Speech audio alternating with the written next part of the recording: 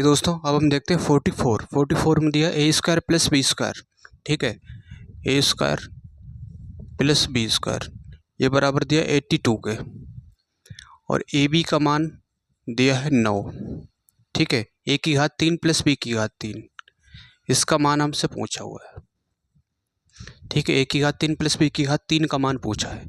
तो देखिए दोस्तों किस तरह से करेंगे, यहाँ पे देखेंगे पहले हम ये कितना होता है, ए की घात 3 प्लस बी की घात 3। अगर ये देखोगे दोस्तों, इसको ओपन करोगे तो ये होता है ए प्लस बी, और ये A square plus B square minus का ए बी। ठीक है, ये होता है A square plus B square minus का ए बी। तो ए प्लस बी का मान है नहीं है। ठीक है, A square plus B square minus A B, इन दोनों का मान है। तो ए प्लस बी का मान निकालेंगे तो पहले ए प्लस बी की घात 2 अगर करेंगे, इसका क्या होता है फार्मूला, ये होता है ए स्क्वायर और प्लस बी स्क्वायर और प्लस का 2ab। ठीक है, तो हमें ए प्लस बी का मान चाहिए, तो ए प्लस बी की घात 2, इसका मान रख देंगे। इसका कितना है 82 प्लस 2, ए बी का मान कितना है, ए बी का मान है 9। ठीक है, तो ये आएगा 82 प्लस 9 दूनी 18, तो 8 2 10, 8 और 1 9, 9 और 1 10, यानी कितना हो गया 100।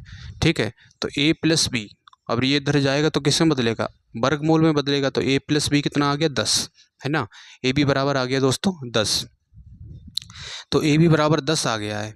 ठीक है, अब यहाँ पे रख देंगे इसमें उठा के, ए प्लस बी का मान कितना 10, ए स्क्वायर प्लस बी स्क्वायर का मान कितना 82 माइनस ए बी का मान कितना है 9, तो ये होगा 10, इसमें से घटाओगे 12, 12 में से 9 गई, ये 3 73।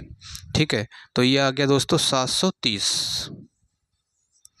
ठीक है, 730 इसका आंसर हो जाएगा। इसका दोस्तों बी वाला ऑप्शन सही होगा।